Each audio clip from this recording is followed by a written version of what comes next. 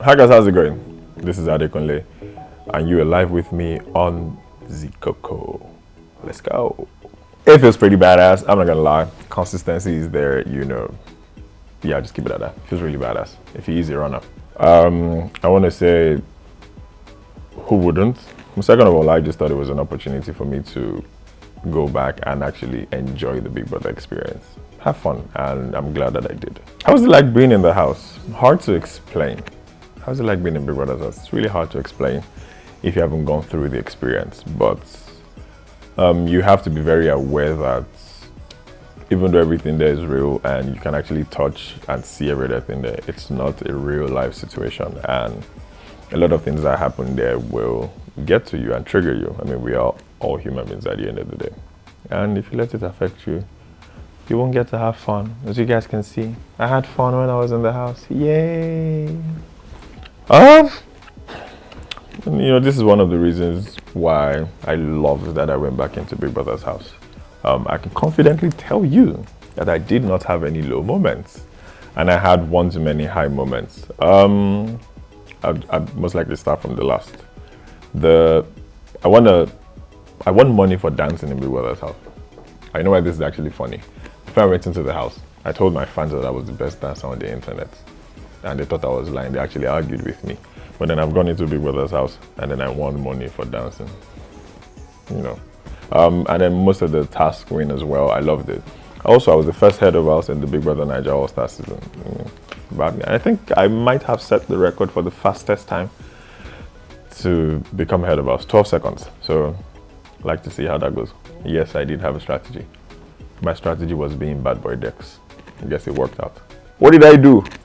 Bad Boy Dex, by summary, is the charming, very beautiful man, positive-minded, I think a little bit flirtatious, and I just gave a lot of positive energy. But at the same time, I was also very aware of where I was, and I did not allow myself get carried away with everything that was going around.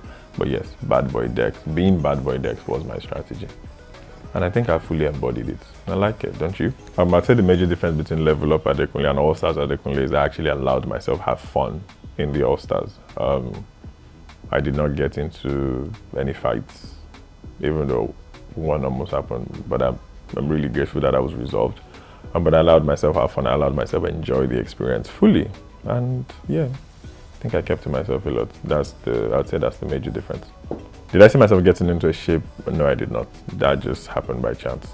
There was a point in time, and I think it was in the first week. But unfortunately, because I was in the mezzanine floor, we were not particularly together, even though we were in the same room at the time. But I think it was within the first week. I noticed that she was a very intelligent woman.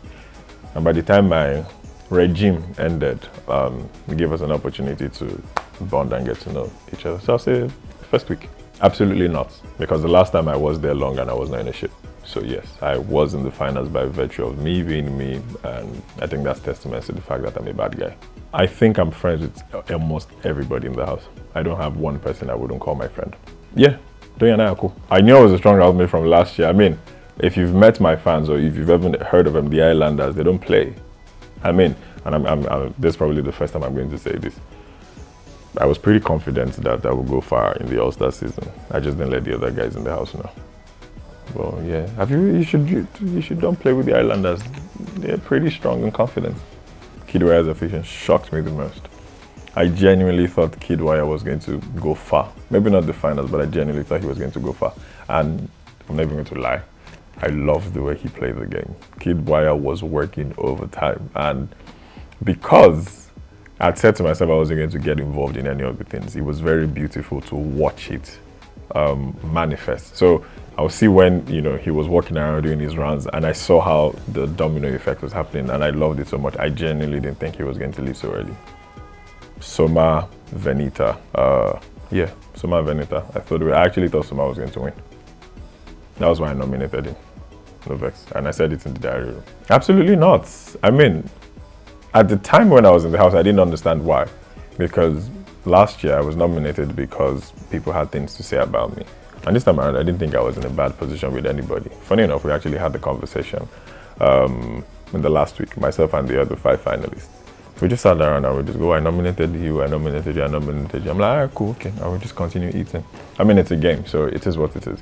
And I hope that we've gone through this experience the second time. You're not supposed to carry a nomination for it. It's part of the game, you get me? And this might shock you, but I'm actually not even looking. I learned from my last experience. I looked hard last year, and it affected me negatively. So now I've decided to do the opposite. If anybody let me to talk anything, we don't want to talk, me no concern. I'm not searching for anything. The show is over, I'm out of the house.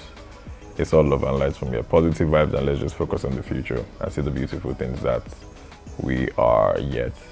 The magic that can happen, essentially. And I don't even know. I think I'm taking it really slow. I'm not as active on social media. I'm spending more time just being by myself because to integrate into society I don't want to rush it, just so I don't stress myself or put myself in a bad position. But yeah, it feels weird. I'm just getting used to even wearing a wristwatch. That's a bit odd, but it is what it is. I'm not going to miss jack shit. The first time in the house, it wasn't such a good experience. The second time in the house, it was the best experience. I've had a taste of both worlds.